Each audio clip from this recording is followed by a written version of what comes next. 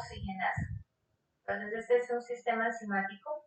Si actúa ciclooxigenasa sobre el ácido araquidónico, vamos a generar prostaglandinas y trombosa. Pero si actúa otro sistema que se llama lipoxigenasa sobre el ácido araquidónico, vamos a generar leucotrienos, lipoxinas, y este T es la abreviatura de ácido hidróxido.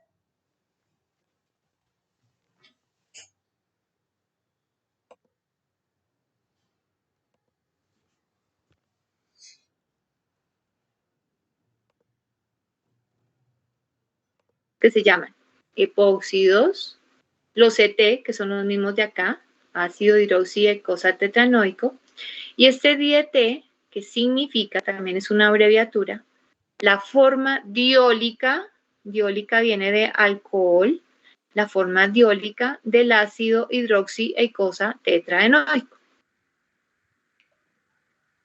Tenemos aquí el esquema de la célula, entonces es un esquema. Entonces esta rayita morada es la membrana celular. Este pedacito de círculo partido es un receptor. Acuérdense que los receptores son proteínas de membrana y los receptores interactúan con ligandos. Entonces aquí tenemos el ligando. Entonces miren que tiene que haber especificidad en la unión, por eso la formita. Entonces actúa el ligando. Este ligando también le podemos dar el nombre de estímulo. Entonces actúa ese ligando con su respectivo receptor y se disparan una serie de señales hacia el interior de la célula. ¿Cuál va a ser la señal? Romper, escindir a los fosfolípidos de la membrana. Pero no cualquier tipo de fosfolípidos. En biología celular, recuerdan, había varios tipos de fosfolípidos. Incluso había diferencias a nivel de procariotas y eucariotas. Entonces aquí solamente vamos a hablar de dos tipos: fosfatidilcolina y fosfatidilinositol bifosfato. Cualquiera de ellos se puede escindir. ¿Y qué necesitamos para eso? Fosfolipasas. Pero las fosfolipasas son específicas. Entonces, cuando la señal indica que se debe escindir el fosfatidilcolina, actúa la fosfolipasa A2.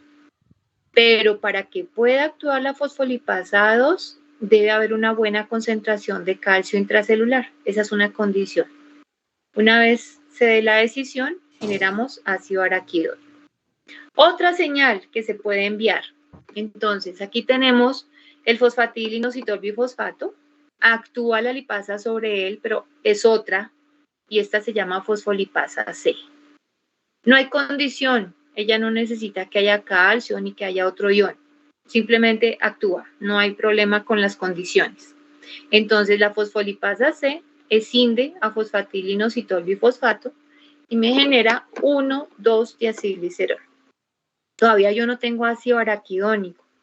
Entonces, sobre ese 1,2-diacilglicerol debe actuar otra enzima y esa se llama diacilglicerol lipasa. Actúa la diacilglicerol lipasa y generamos ácido araquidónico y monoacilglicerol. Pero resulta que todavía podemos obtener más ácido araquidónico. Entonces, sobre este monoacilglicerol actúa otra lipasa que se llama monoacilglicerol lipasa y obtenemos más ácido araquidónico. Entonces, miren, dos vías diferentes, dos fosfolípidos diferentes, pero generamos ácido araquidónico en todos los casos. Este estímulo inicial no es cualquier estímulo, tiene un nombre especial. O puede ser una citoquina o puede ser una histamina. Entonces, por supuesto, el receptor tiene que ser receptor para histamina y receptor para citoquina. Acuérdense siempre, siempre la relación receptor-ligando. Entonces, tenemos que tener presencia del estímulo. Tiene que haber citoquinas, tiene que haber histaminas, tiene que haber receptores para ellas, para que se dispare todo este proceso y podamos tener ácido araquidónico en el citosol celular. Bueno, en conclusión, necesitamos un ligando que me active. ¿Quién puede ser? Histamina o citoquina. Necesitamos unas fosfolipasas que me escindan los fosfolípidos.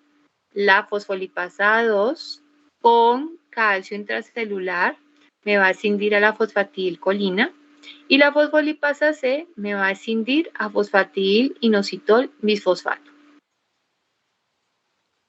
Bueno, decíamos que había 3 sistemas enzimáticos que actuaban sobre el ácido araquidónico. Entonces, tenemos aquí el de la ciclooxigenasa. En este esquema está todo lo que les presenté anteriormente, dibujado de manera diferente, pero esto ya se los indiqué al comienzo. Lo único que no estaba presente era este HPT. Esta es la abreviatura de hidroperoxieicosa tetraenoico, ácido hidroperoxieicosa tetraenoico. Esta es una forma inestable que es necesaria para llegar a la forma estable, que es LT. Entonces, HPT es la forma inestable, ET es la forma estable. HPT es una forma más oxidada. Pues la forma más oxidada es la inestable y la menos oxidada es LT. En términos químicos, HPT se relaciona con el radical OOH, oxígeno, oxígeno, hidrógeno. LT se relaciona con el OH, el hidroxilo, oxígeno, hidrógeno. Entonces, HPT tiene mayor cantidad de oxígenos, ET tiene menor cantidad de oxígenos. Y por aquí hay otro particular que tampoco habíamos nombrado. Dijimos que a partir de la ciclooxigenasa se generaban prostaglandinas y tromboxanos. Pero para que se generen prostaglandinas y tromboxanos necesitamos un precursor. Y el precursor es esta prostaglandina. Recuerden que esta es la abreviatura de prostaglandina, PG, y el resto se van a denominar con las letras del alfabeto. Entonces, una de tantas va a ser la G2. Esta es la precursora de todas las prostaglandinas y a su vez de los tromboxanos. Entonces, precursora, la PGG2. Miremos la estructura. Entonces, ustedes conocen la estructura de un ácido graso. Entonces, nos dijeron que ellos provenían de ácidos grasos de 20 carbonos. Para hacer ácido graso, pues tenemos que tener al grupo carboxilo en el carbono número 1. Entonces, está claro. Y tiene que tener 20 carbonos. Entonces, si numeramos todos los carbonos, llegamos hasta 20. Esa es la estructura básica. ¿Pero qué tiene para hacer prostaglandina? Algo que es diferente a un ácido graso normal, porque los ácidos grasos no tienen anillos. Entonces, miren aquí, hay un anillo, un pentágono, tiene 5 lados y ese anillo está configurado entre las posiciones 8 y 12. Entonces, hay un anillo de 5 lados. ¿Qué más tenemos? Dobles enlaces. También ustedes saben por su química que la configuración geométrica de los enlaces en los ácidos grasos puede ser cis o puede ser trans. Entonces aquí tenemos un doble enlace, posición 13-14, trans. ¿Qué más tenemos? Un hidroxilo en el carbono 15. ¿Y qué más tenemos que va a ser diferente en todas las prostaglandinas? Sustituyentes. ¿En qué posiciones? En el 9 y en el 11. Como en matemáticas. X tiene un valor, Y tiene un valor. Aquí, en bioquímica o en química, X es un radical y Y es otro radical. Entonces, dependiendo de lo que tengamos en X y dependiendo de lo que tengamos en Y, vamos a tener los diferentes grupos de prostaglandinas. Ellos son los que me van a definir qué grupo de prostaglandinas es. Esta es la estructura base de todas las prostaglandinas. Entonces, ahorita miramos las variaciones. En síntesis, entonces, como bien sabemos, procede de un ácido graso de 20 carbonos, tiene un hidroxilo en el carbono 15, un anillo con 5 carbonos, un doble enlace 13-14 trans y sustituyentes en posiciones 9 y 11, dependiendo de lo que haya en ellas, se determina la familia. ¿Cómo es la nomenclatura? Entonces, dijimos al comienzo que PG significa prostaglandina. La familia la identificamos con las letras del alfabeto en mayúscula. Entonces tenemos familia A, B, C, D, E, F, G, H, I. Hasta el día de hoy vamos en la familia I. Puede que mañana salga un artículo científico donde encuentren la familia J, pero hasta el día de hoy vamos hasta la I. ¿Qué más tenemos? Dos subíndices, uno con números arábigos y otro con las letras del alfabeto. Resulta que este del alfabeto griego, entonces, ¿esto qué significa? Alfa. Eso me indica una configuración espacial. Es la posición del hidroxilo en el carbono 9. Entonces es algo en el espacio. Acuérdense que esto no está en el plano, sino en el espacio. Y resulta que solamente hay alfa y solamente está en la familia F.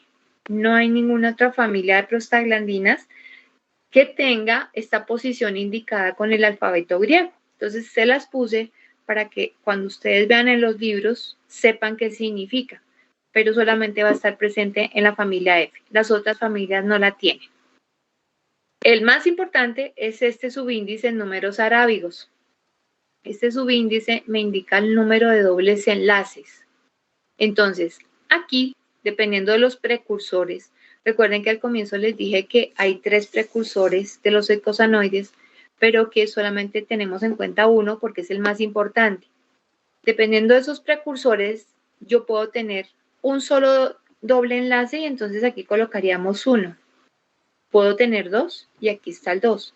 Pero también puedo tener 3 dobles enlaces. Entonces la familia que está formada a partir del ácido araquidónico siempre va a tener 2. Estos son dibujitos de diferentes libros, por eso es que cambia la manera de dibujarlos, pero el concepto es el mismo, la estructura es la misma. Entonces, ¿qué tenemos aquí? Tenemos dos familias, dos grupos de prostaglandinas, la A y la D. ¿Qué tienen ambas igual? Son ácidos, proceden de ácidos grasos de 20 carbonos. Tienen el hidroxilo en la posición 15. Tienen anillo con 5 lados. Tienen enlace 13-14, configuración trans. Y tienen dos cadenas alifáticas, una de 7 carbonos y una de 8. ¿Qué tienen de diferente? En la posición, la familia A, en la posición 9 tiene oxígeno. En la 11 no hay ningún radical. Familia D, en la posición 9 tiene un hidroxilo, en la posición 11 tiene un oxígeno. ¿Qué más tiene? Subíndice, como en matemáticas, cuando no hay nada significa que es 1. Y aquí tenemos 2. Entonces, este tiene una insaturación que es la de siempre, la 13-14 trans. Y esta de aquí abajo me dice que tiene 2 dobles enlaces. Entonces, el primero, 13-14 trans, y el segundo, 5-6 cis. Entonces ya tiene 2 dobles enlaces. Entonces, cadenas radicales igualitas, no hay ningún otro cambio. Lo único que me determina que sea A o que sea D, el número de dobles enlaces y los sustituyentes en carbonos 9 y 11. Otra comparación, tenemos ahora otras familias que son la E y la F. Igualito, procede de un ácido graso de 20 carbonos, pentágono, anillo pentagonal, hidroxilo posición 15, enlace 13-14 trans, cadenas radicales, alifáticas, 7 carbonos la de arriba, 8 la de abajo, en ambas. ¿Qué tiene diferente para hacer E y para hacer F? Que en la E tenemos aquí en el 9 un oxígeno, en el 11 un hidroxilo, y por aquí abajo, tanto en 9 como en 11 tenemos hidroxilo. ¿Qué más tienen de diferente?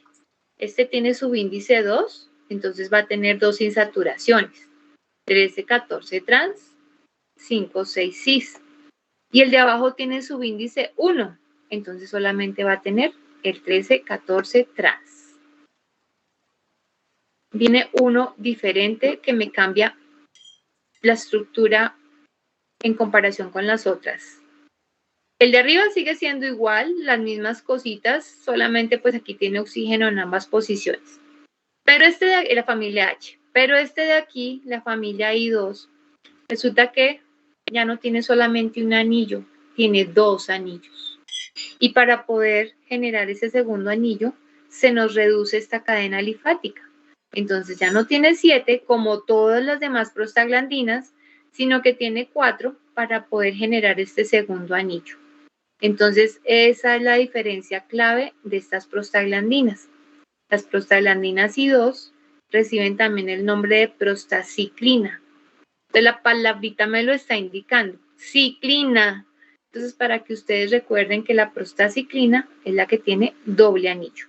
Y ese es el esquema de todas las prostaglandinas, que hemos variado el número de dobles enlaces.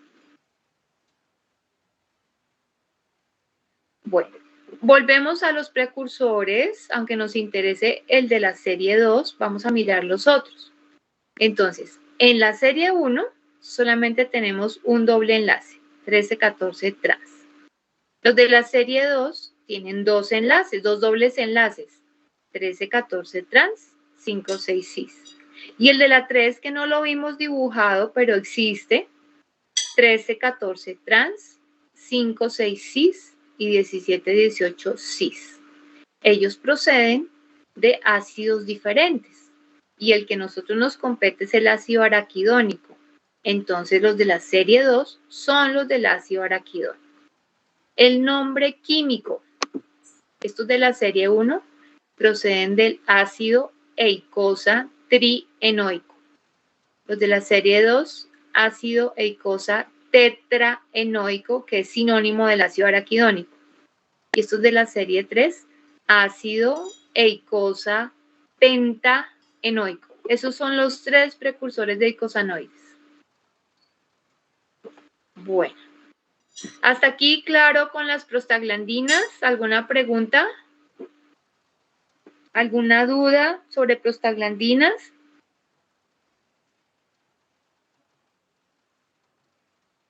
No, profe, va claro hasta ahora. Bueno, muchas gracias por contestarme. Bueno, seguimos. Vamos con los tromboxanos. Se tienen que parecer porque también derivan de la ciclooxigenasa, pero no son iguales. Entonces, ¿qué tenemos por aquí? Nuevamente, ácido graso. Miren aquí el grupo carboxilo en el carbono número 1. Nuevamente 20, no están numerados, pero aquí están los 20 carbonos.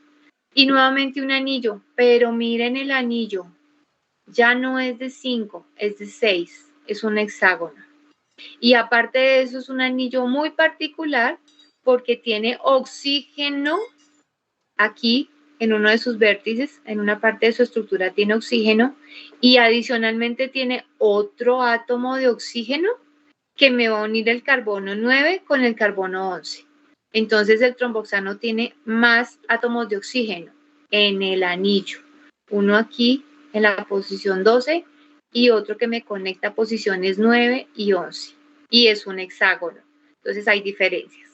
En cuanto a los dobles enlaces, pues el de siempre, el 13-14 trans, y el segundo que conocimos, que es el 5-6 cis. Aquí sí no hay 3, aquí no existe la presencia del 17-18. Y a diferencia de las prostaglandinas que teníamos la familia desde la A hasta la I, aquí tenemos solo la A.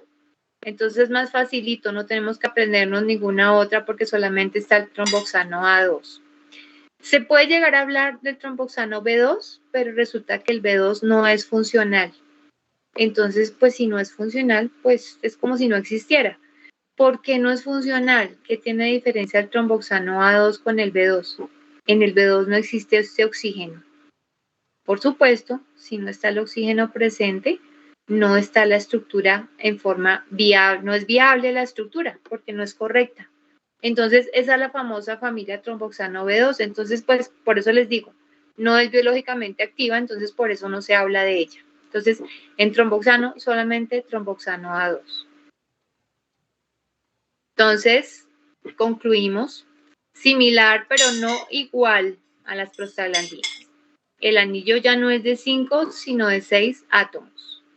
Tiene en su estructura anillada un átomo de oxígeno. Y aparte de eso, tiene oxígeno uniendo posiciones 9 y 11. Y la única familia es la del tromboxano A2. O el único grupo o el único tipo. Bueno, no nos hemos salido de ese primer sistema enzimático, ¿no? Todo esto tiene que ver con ciclooxigenasa. Entonces, la ciclooxigenasa, no se les olvide, es una enzima. Y las enzimas tienen isoformas, no todas, pero sí muchas. Entonces resulta que tenemos dos ciclooxigenasas, dos isoformas. Aquí les puse la abreviatura, pero uno siempre tiene que colocar nombre completo y saber qué significa la abreviatura. Ciclooxigenasa 1, ciclooxigenasa 2. ¿En qué se diferencian? Bueno, otra cosita. Para algunos existe la ciclooxigenasa 3, pero resulta que esa ciclooxigenasa 3 a nivel experimental solamente se ha encontrado en animales y se reporta en los artículos científicos. Eso por un lado. Y por el otro, parece ser que la 3 es una derivación de la 1. Entonces, si alguna vez ustedes ven un artículo científico o algún escrito donde les hablen de la 3, entonces piensen en ella como una derivación de la 1 y por lo menos hasta el día de hoy no se ha encontrado experimentalmente en los humanos, solamente en el resto de los animales. Bueno, ahora sí, entonces por eso nos dirigimos solo a 2. Bueno, la 1 siempre está presente y entonces por eso la llamamos la forma constitutiva y esa es la que me genera prostaglandinas y tromboxanos. Es muy importante porque está relacionada con todas las funciones fisiológicas. Entonces, por eso es que siempre tiene que estar presente y por eso es tan importante. La ciclooxigenasa 2 no, esa no está presente siempre. Solamente hace presencia cuando hay un evento inflamatorio. Solamente cuando hay una inflamación aparece la ciclooxigenasa 2. Entonces, por eso la llamamos la forma inducible. Y esa ciclooxigenasa 2 está regulada por las citoquinas, que hace un momentico lo vimos, y por los factores de crecimiento. Por obvias razones, si está relacionada con el proceso inflamatorio, pues se va a manifestar a nivel de los tejidos inflamados.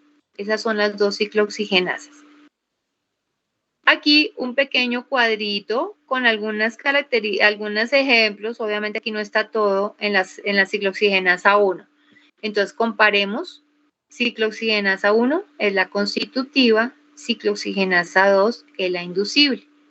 El estímulo que me permite que actúe ciclooxigenasa 1 es un estímulo fisiológico y el que me permite la acción de la ciclooxigenasa 2 es un estímulo inflamatorio.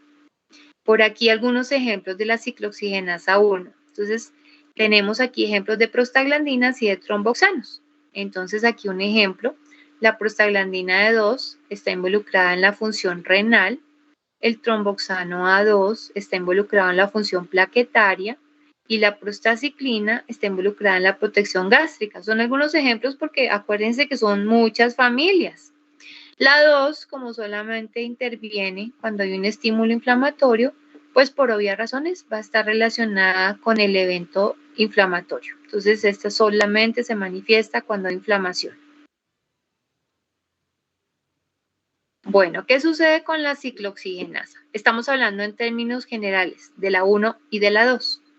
Entonces, como es tan importante esa función de las prostaglandinas y es tan importante la acción enzimática de la ciclooxigenasa, sobre todo para esa sintomatología de la cual hablábamos al comienzo, recuerdan el dolor, la fiebre, el calor, el enrojecimiento, el dolor, todo eso.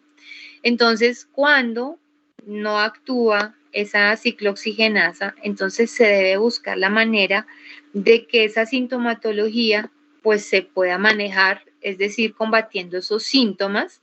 Y aquí es donde entran unos fármacos muy importantes que son los fármacos antiinflamatorios no esteroideos, que también se les llaman AINES.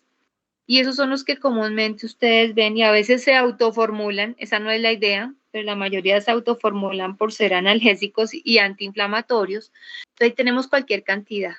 Motrina, Advil, ibuprofeno, aspirina, paracetamol, cualquier cantidad de antiinflamatorios no esteroideos. Pero resulta que ellos tienen dos tipos de acción. Esos AINES se unen a la ciclooxigenasa, a la enzima, y la pueden bloquear de dos maneras. O la bloquean en forma reversible o la bloquean en forma irreversible. Y aquí es donde tenemos que pensar en que hay diferencias entre ellos y recordemos el nombre químico de la aspirina. ¿Alguien recuerda el nombre químico de la aspirina?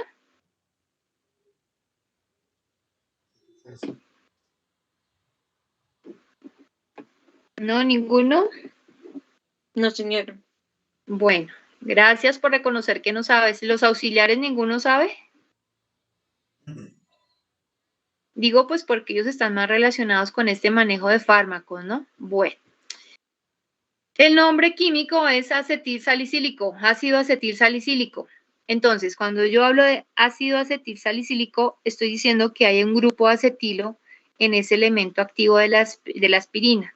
Resulta que ese acetilo de la aspirina se une al sitio activo de la ciclooxigenasa y la bloquea en forma irreversible, cosa que no van a hacer el resto de los AINES. Entonces la aspirina es el que tiene ese efecto irreversible con respecto a los otros AINES. Resulta que cuando se habla, yo les coloqué aquí selectividad. Cuando se habla de selectividad, se habla de selectividad enzimática con respecto a la ciclooxigenasa, pero hace un ratico les dije que hay dos tipos. Entonces, sí, estos fármacos van dirigidos a inactivar a la ciclooxigenasa, pero resulta que la que deben inactivar es la ciclooxigenasa 2, porque esa es la que se manifiesta en el evento inflamatorio, no la 1, porque la 1 es la que cumple las funciones fisiológicas, es la que está presente siempre, es la que cumple funciones muy importantes. Entonces, estos AINES, precisamente por bloquear a la 1, me generan efectos secundarios. Y esos efectos secundarios son los que conocemos como todos esos problemas gastrointestinales y antiplaquetarios. Entonces, ese es el problema de los AINES, pero no es tanto de los AINES por la acción que ejerzan sobre la ciclooxigenasa, sino que no solamente me bloquean a la 2, que es la que yo quisiera que bloqueara específicamente, sino que me bloquea a las 2. Entonces, los efectos adversos se dan porque me está bloqueando a la ciclooxigenasa 1 y esa no se debería tocar porque es la que me cumple las funciones fisiológicas. Entonces, en farmacología ya se han generado fármacos específicos para bloquear a la ciclooxigenasa 2 sin involucrar la ciclooxigenasa 1 y por lo tanto impidiendo estos efectos secundarios. Estos son dos ejemplos, ya son comerciales, el Celecosib y el Rofecosib, pero esto sigue en estudio, porque pueda que no generen estos efectos secundarios, pero hay otros efectos adversos que están en estudio. Entonces, sí hay fármacos que ya me están dirigiendo al bloqueo solamente de la ciclooxigenasa 2 sin tocar a la ciclooxigenasa 1, pero están en estudio todos esos efectos adversos que ya son diferentes a los efectos secundarios que me generan los AINES. Entonces, eso es lo que sucede a nivel de farmacología. Pero para los que todavía no quieren mucho la bioquímica, resulta que la bioquímica no solo es la columna vertebral de la medicina, sino que ustedes no pueden entender farmacología si no comprenden bioquímica. Entonces, el fundamento de la farmacología es la bioquímica. Entonces, si un fármaco debe actuar y en este momento me va a inactivar a esas prostaglandinas y a esos tromboxanos, pues tenemos que ver la parte bioquímica de cómo funciona ese fármaco. Entonces, aquí tenemos que recordar la estructura de las prostaglandinas y los tromboxanos. Entonces, ¿cómo es esa inactividad de las prostaglandinas y los tromboxanos? Bloqueos bioquímicos que me generan efecto en los fármacos. Entonces, primero, ese hidroxilo en la posición 15 es la parte funcional más importante. Y recuerden que ese hidroxilo lo tienen tanto prostaglandinas como tromboxanos. Si yo oxido ese hidroxilo, se inactiva la estructura. Es decir, se me inactiva el tromboxano, se me inactiva la prostaglandinas. Vamos, químicamente hablando, vamos a pasar de un hidroxilo, que es OH, a un hidroperoxi, a un OOH. Entonces, esa es una forma de bloquearlos. Otra forma de bloquearlos. Recuerden que todos ellos tienen como enlace principal, doble enlace, el 13-14 trans. Si yo cambio la configuración trans a cis o cis a trans, inactivo la estructura. Entonces, esa es otra forma de inactivar estas prostaglandinas y estos tromboxanos. Vamos a reducir ese enlace 13-14 y entonces va a pasar de configuración trans a cis y ya no queda funcional la estructura. Otra. Recuerden las cadenitas alifáticas. ¿Se acuerdan que todas, menos las prostaciclinas, tienen una cadena alifática con 7 carbonos y una cadena alifática con 8 carbonos? Entonces, cuando se oxidan esas porciones alifáticas, se van a transformar en ácidos dicarboxílicos y esos ácidos dicarboxílicos se eliminan a través de la orina. Entonces, aquí ya tenemos 3 formas para inactivar a prostaglandinas y a tromboxanos. Pero nos queda una que es muy específica de los tromboxanos y ya les hablé de ella. ¿Recuerdan que les dije que el grupo o la familia de los tromboxanos B2 no tenía función biológica porque no estaba adaptado estructuralmente? Pues es eso, si tenemos al tromboxano A2 y quitamos esa conexión del oxígeno que me conecta carbonos 9 y 11, inmediatamente el tromboxano A2, que es funcional, pasa a ser una estructura no funcional y es cuando le llamamos tromboxano B2. Entonces, estas son todas las acciones bioquímicas estructurales que se ejercen para que los fármacos actúen inhibiendo prostaglandinas y tromboxanos. Bueno, vamos con la segunda ruta enzimática. No se les olvide, eran 3. Ciclooxigenasa, lipoxigenasa y citocromo P450. Entonces, ya salimos de ciclooxigenasa. Vámonos para lipoxigenasa. Bueno, entonces, el precursor sigue siendo el mismo, porque ese es el más importante y ese va a estar relacionado con todos los eicosanoides. Entonces, ¿qué tenemos aquí? Nuestro ácido araquidónico. Sobre ese ácido araquidónico va a actuar la lipoxigenasa. Pero resulta que tenemos 3 tipos de lipoxigenasas. ¿Y de qué dependen las lipoxigenasas? Del carbono donde actúan.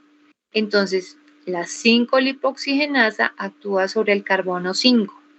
La 12-lipoxigenasa actúa sobre el carbono 12 y la 15-lipoxigenasa actúa sobre el carbono 15. Estas acciones dependen del tipo celular. Entonces, eso les queda de tarea. ¿Dónde actúan estas lipoxigenasas? ¿En qué tipos celulares? La diferencia está en los tipos celulares. Bueno, una vez actúan las lipoxigenasas, me van a generar los HPT. ¿Recuerdan que en el segundo esquema les dije que para llegar a la forma estable teníamos que pasar por la forma inestable? ¿Y por qué pasamos por la forma inestable? Porque tanto ciclooxigenasa como lipoxigenasa y como citocromo P450 son sistemas de oxigenasas. Ellos me agregan átomos de oxígeno. Entonces la lipoxigenasa me agrega átomos de oxígeno y generamos hidroperoxi-eicosa tetranoico. Ácido hidroperoxi-eicosa tetranoico. Ácido hidroperoxi-eicosa tetranoico, que químicamente hablando les dije, se simboliza con OOH. Pero fácilmente pasamos de esa forma inestable a la forma estable, que es la hidroxi, el OH. Entonces, y ácido hidroxi-eicosa tetranoico. Diferencia el átomo donde actúa. Entonces, así entonces generamos tanto HPT como ET a través de la acción de la lipooxigenasa. Bueno, hasta aquí, claro. ¿Preguntas? ¿Van conmigo? ¿Tienen alguna duda? No, señora. Bueno, gracias, Camila. Bueno, seguimos entonces. Recordemos que esa lipoxigenasa no solo me genera HPT-7, sino que me genera leucotrienos. Algunos daticos generales de los leucotrienos. ¿Por qué se llaman así? Porque por primera vez se descubrieron en los leucocitos, pero ya después se dieron cuenta que estaban en los macrófagos, por ejemplo, en las plaquetas. Pero como la primera vez que los encontraron fue en los leucocitos, por eso se les puso leuco. En la estructura química, los leucotrienos tienen 4 enlaces químicos. Por eso van a tener como subíndice el 4. Así como las prostaglandinas, también las familias van con las letras del alfabeto. Aquí son más poquitas, A, B, C, D y E. Pero adicionalmente, de esos 4 enlaces químicos, 3 de ellos se encuentran en forma conjugada. Por eso se llaman trienos. 3 de los 4 se encuentran conjugados. Entonces, por eso es el nombre de leucotrienos. Ahora, entonces miremos. Arrancamos con el leucotrieno A4. Sobre ese A4 actúa una hidrolasa, me genera el B4. Sobre el B4, entonces, ¿qué vamos a hacer en este momento? Le vamos a adicionar una molécula de glutatión, que esa ya la vimos por allá en vía pentosa fosfato, a través de la glutatión transferasa y generamos el leucotrieno C4. Ahora ese leucotrieno C4 lo vamos a escindir y va a salir un glutamato. ¿Y quién me genera esa acción? La glutamil transpeptidasa.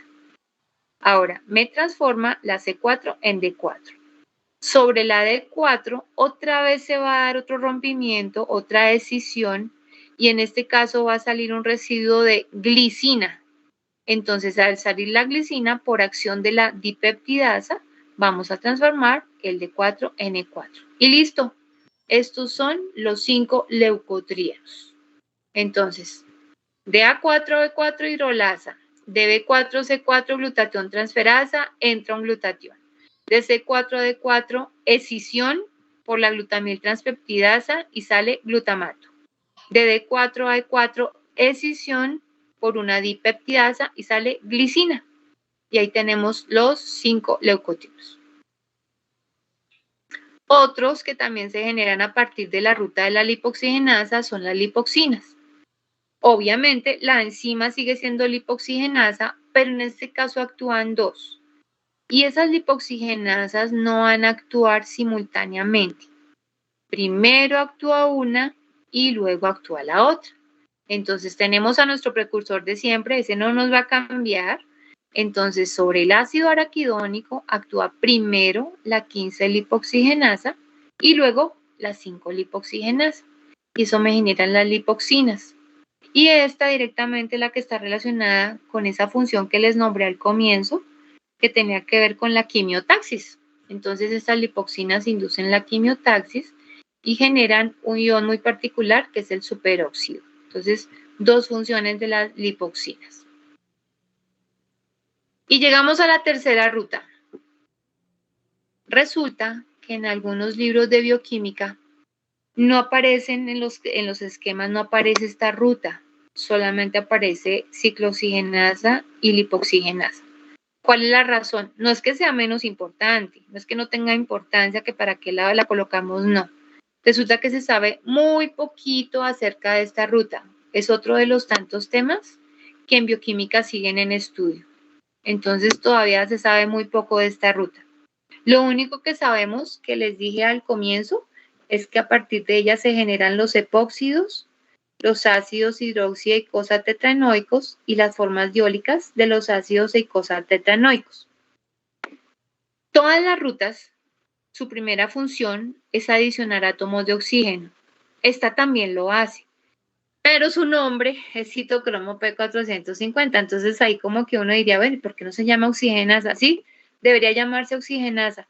¿Por qué? Porque el sistema que realmente actúa aquí es un sistema de monoxigenasas. Entonces, realmente debería ser la ruta de las monoxigenasas, pero no las llaman así, la llaman citocromo P450.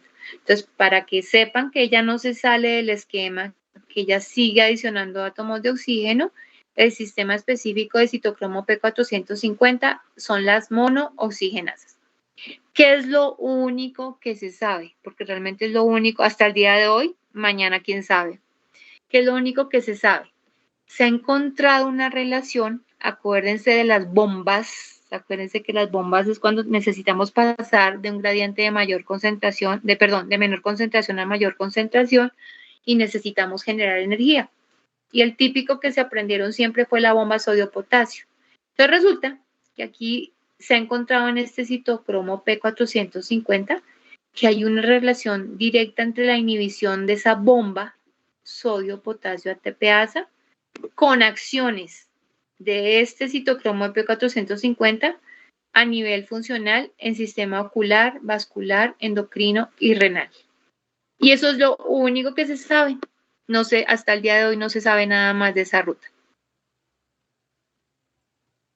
Bueno, esos eran los eicosanoides típicos, o sea, esos 3 grandes grupos que les dije, prostaglandinas, leucotrienos y tromboxanos. Pero resulta que también tenemos otros tipos de eicosanoides y entre ellos está uno muy particular que es la anandamida. La anandamida fue el primer ligando endógeno para cannabinoides. Entonces fue el primero que se encontró, fue el primero que se descubrió y obviamente se encontró a nivel del sistema nervioso central. Entonces esa anandamida es el primer ligando endógeno para cannabinoides descubierto. Entonces, ¿qué sucede en las neuronas? Esta anandamida se va a unir a receptores, ya ustedes saben a qué me refiero con los receptores, en esas neuronas. Se va a alterar el flujo iónico. Acuérdense que cuando veamos transporte celular, yo les decía que las características iónicas del medio intracelular y el extracelular son diferentes, pero se mantienen. Es decir, más o menos las mismas concentraciones dentro y fuera de las células. Entonces, esta anandamida me va a generar que haya cambio iónico a nivel de lo que ocurre en el interior de las neuronas con respecto a lo que ocurre en el exterior. Una vez esa anandamida se une a receptores en las regiones preganglionares de las neuronas, entonces se me va a liberar un neurotransmisor. Ese neurotransmisor se llama acetilcolina. Y esa liberación de acetilcolina hace que se provoque un efecto analgésico. Y en muchos casos es conveniente que ese efecto analgésico perdure. Y lo que pasa es que aquí el efecto es efímero, es muy rápido, pasa muy rápido. Entonces, ¿qué es lo que se pretende a nivel de farmacología?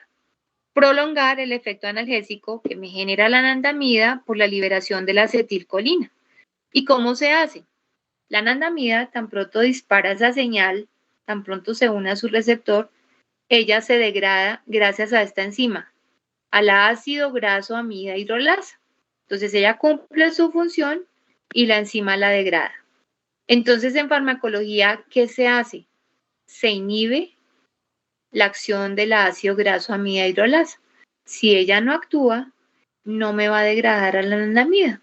Entonces el efecto analgésico se va a demorar lo que se necesite. ¿Sí? Todo eso es coordinado y todo eso es adecuado pues al momento. Entonces, si no hay problema con que sea efímero el efecto analgésico, pues no se le hace nada a la anandamida. Pero si lo que queremos es prolongarlo, entonces bloqueamos a la enzima que me genera la hidrólisis de la anandamida. Bueno, al comienzo se me olvidó decirles que como buen eicosanoide se deriva del ácido araquidónico, pero esta vez la unión se da o se forma a partir de un fosfolípido que no habíamos nombrado. Habíamos nombrado a la fosfatidilcolina y habíamos nombrado a fosfatidilinositol, pero aquí entra otro, fosfatidiletanolamina. Entonces se tiene que escindir esta fosfatidiletanolamina que está en membrana celular. La anandamida se une en la del ácido araquidónico y me forma la anandamida. Y cuando se vaya a dar el efecto de hidrólisis, entonces el ácido graso amida hidrolasa rompe de la etanolamina con el ácido araquidónico en esa posición 2 y nuevamente vamos a tener etanolamina y ácido araquidónico.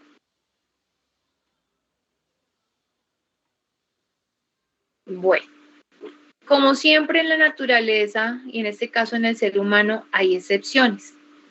Resulta que los eicosanoides una vez se sintetizan en ese interior celular, en ese citosol, una vez tenemos ese ácido araquidónico en el citosol, actúan sobre él cualquiera de los 3 sistemas enzimáticos, esas prostaglandinas y esos tromboxanos y esos leucotrienos, todos se van a dirigir a tejidos específicos, van a cumplir su función en ciertos tejidos muy específicos. Pero tenemos una excepción. Resulta que la excepción tiene que ver con los tromboxanos.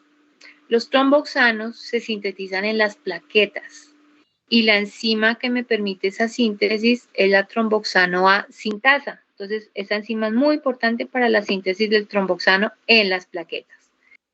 La regla me dice que tromboxanos debe ejercer su función en plaquetas, ¿sí? Porque todos son específicos de un tejido.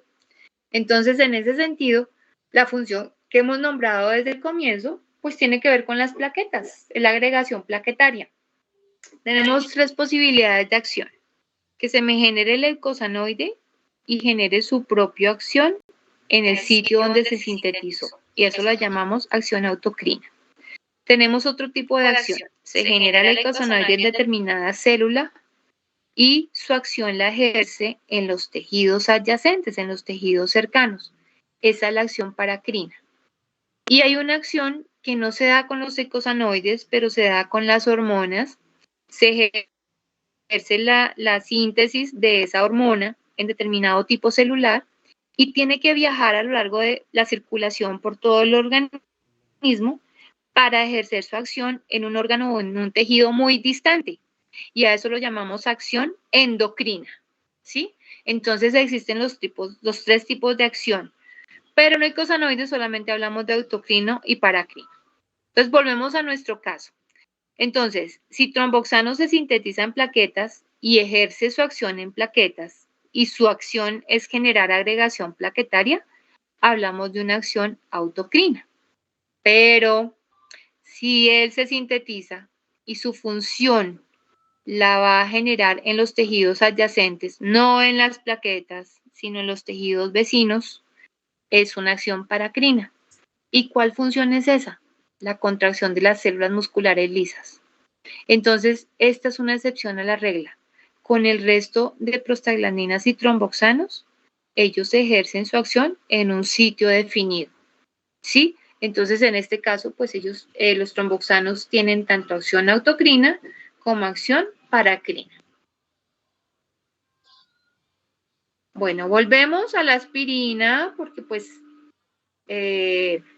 no hay que pensar que los fármacos son malos porque hay efectos secundarios, tampoco es lo máximo, pero son necesarios y causan beneficios. Lo que toca es manejar dosis adecuadas.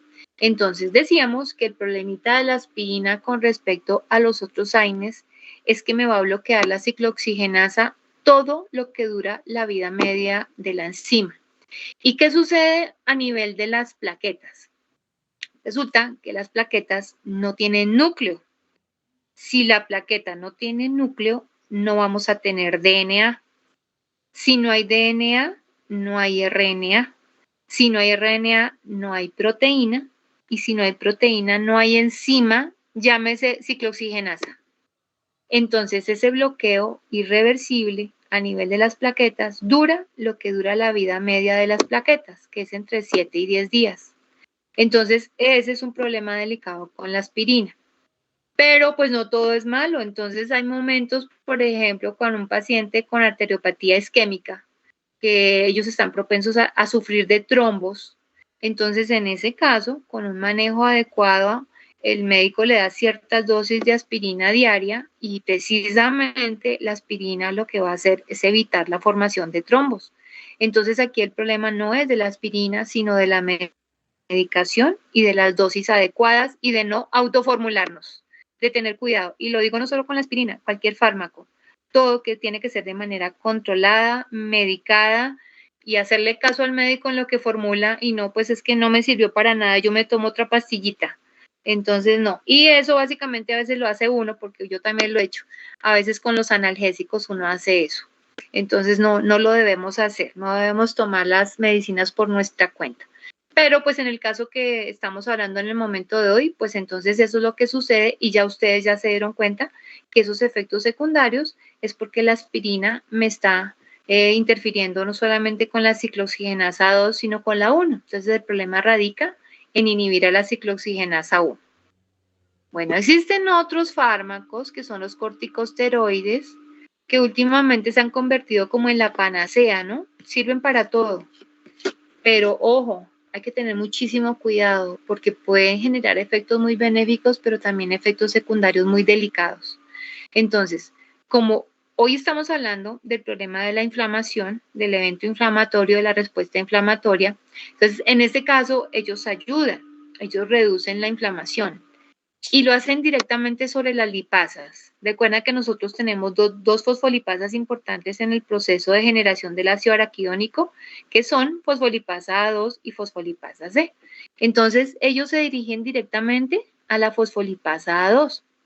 Al dirigirse a la fosfolipasa A2, van a impedir que esta fosfolipasa A2 actúe sobre la fosfatidilcolina y me genere ácido araquidónico. Entonces, de plano, me están impidiendo que no haya formación de ácido araquidónico y me están suprimiendo el hecho de que el ácido araquidónico me pueda sintetizar o a partir de él se sintetice la ciclooxigenasa y entre las dos, la ciclooxigenasa 2. O sea, se impide la síntesis de ambas, pero como estamos en un evento inflamatorio, entonces se va a suprimir la ciclooxigenasa 2. ¿Cuál es el problemita acá? Pues que gracias a esa ciclooxigenasa 2 es que se manifiesta la sintomatología. Entonces pueda que nos parezca supremamente desagradable tener dolor, tener fiebre, tener calor, tener toda esa cantidad de cosas desagradables, pero gracias a esa sintomatología es que el sistema de defensa reacciona y se da cuenta de que hay un patógeno invadiendo y gracias a que reacciona, ataca el patógeno, acaba con ese patógeno y repara el tejido lesionado. Entonces es algo bueno, la sintomatología es algo muy bueno. ¿Qué hacen los corticosteroides al ejercer toda esta acción? Pareciera que solaparan esa actividad, esa sintomatología y el sistema de defensa no reacciona porque no se da cuenta de esos síntomas, no está percibiendo, no está recibiendo las señales que le indican al organismo, a usted lo está invadiendo un agente patógeno, toca eliminarlo. Eso es lo que hacen los corticosteroides. Entonces ocultan, por decirles una palabra así como más cercana, ocultan y disminuyen esa eficacia de la respuesta del sistema de defensa a ese agente extraño. Entonces, pues no es tan bueno, no son tan buenos en este momento. Bueno, vamos con los fármacos análogos. Resulta que no estamos hablando de que haya problemas con los eicosanoides en su síntesis normal, sino que a veces, hace un momentico, como les hablaba del efecto analgésico, que es mucho mejor cuando se prolonga, pues resulta que los fármacos me pueden aumentar ciertas actividades que son benéficas y que se necesitan en el momento. Entonces se han creado fármacos análogos particularmente de las prostaglandinas y particularmente de la familia E, de la E1 y de la E2. ¿En qué se pueden utilizar estos fármacos? Entonces, por un lado, a nivel de la impotencia sexual, en el caso de los señores, de los varones, entonces ellos mismos, obviamente con prescripción médica, pero el hombre se puede administrar estos fármacos análogos y eso le va a generar una tumescencia del pene y una erección de alrededor de 3 horas. Entonces, pues sí, es algo muy bueno, pero tiene que estar controlado por el médico, no hay sea que la solución salga peor que cualquier otra cosa, que el problema. Entonces, esto es controlado. Entonces, por el lado de los hombres. Por el lado de las mujeres, en el momento del parto, entonces si hay problemas con las contracciones, no hay suficientes contracciones, se llegó a ese parto a término y nada que sale el bebé, entonces se induce con esos fármacos, se induce ese parto y a la vez, una vez se da el nacimiento, se controlan las hemorragias. Entonces hay análogos de esas prostaglandinas, por un lado, para inducir el parto y por el otro lado, para controlar las hemorragias. Otra función importante, a nivel de los recién nacidos, de los neonatos. Algunos, pues obviamente no todos, pero pues algunos bebecitos pueden venir con problemas a nivel pulmonar, a nivel cardíaco, defectos congénitos. Entonces, una forma de comenzar a tratar estos problemas congénitos es a través de los análogos de las prostaglandinas.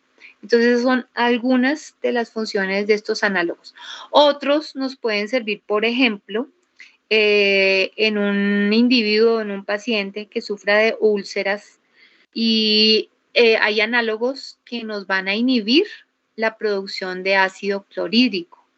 Entonces, al inhibir la producción de ácido clorhídrico a nivel del estómago, a nivel gástrico, pues se van a evitar estas úlceras. Entonces, evitando la producción de ácido clorhídrico. Entonces, otra de las tantas. Y así con muchos de estos análogos, entonces me van a generar efectos benéficos y duraderos.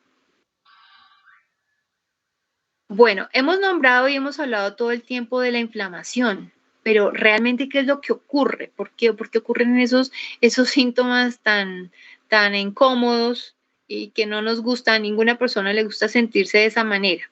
Entonces, resulta que en el momento de la infección, entonces, lo primero que sucede cuando el sistema de defensa se da cuenta que hay un patógeno invadiendo, entonces ya hay una lesión de por medio, ¿no? Ya hay una herida en el tejido, hay una herida, comienza todo el proceso infeccioso, comienzan a enviarse señales químicas, el sistema de defensa entonces se mueve por elementos y señales químicas, las células del sistema de defensa se deben dirigir al sitio de la herida o al sitio de la infección, entonces para ello, ¿qué va a haber?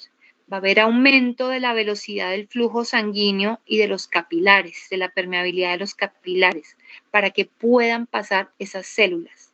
En ese momento que aumenta el flujo sanguíneo, entonces es cuando se da el calor y cuando se da el enrojecimiento y cuando se da la hinchazón, con todo ese movimiento y ese aumento del flujo sanguíneo hacia el sitio de la herida. Eso por un lado.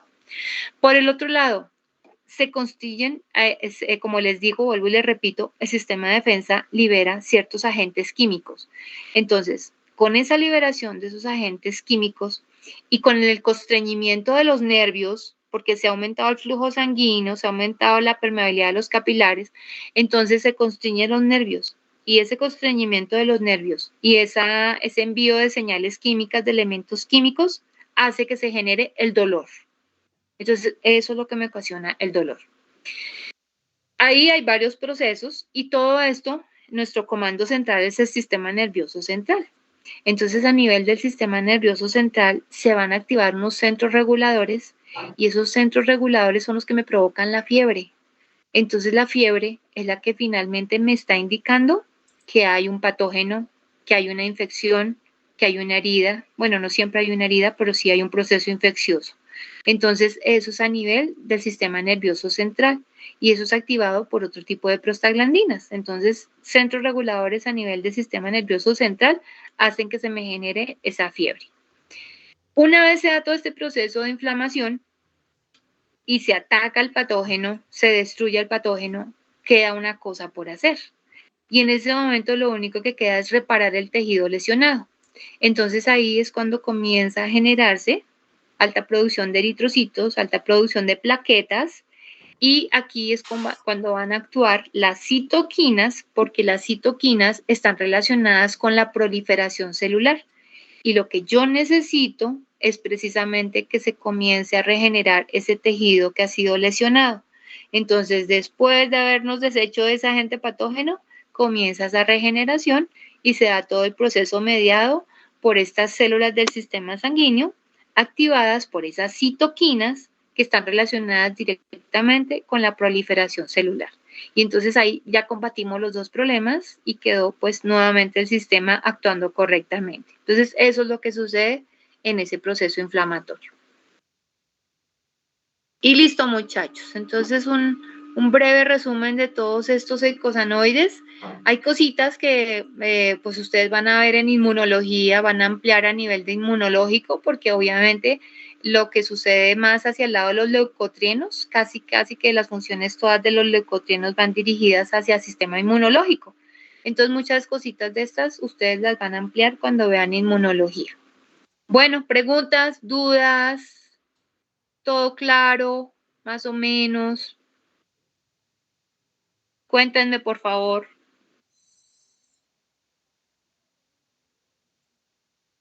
Bueno, por lo menos siguen ahí. Sí, señora, profe. Bueno, gracias, Paula. Señora. No, no hay dudas, no hay preguntas. Bueno, cuéntenme.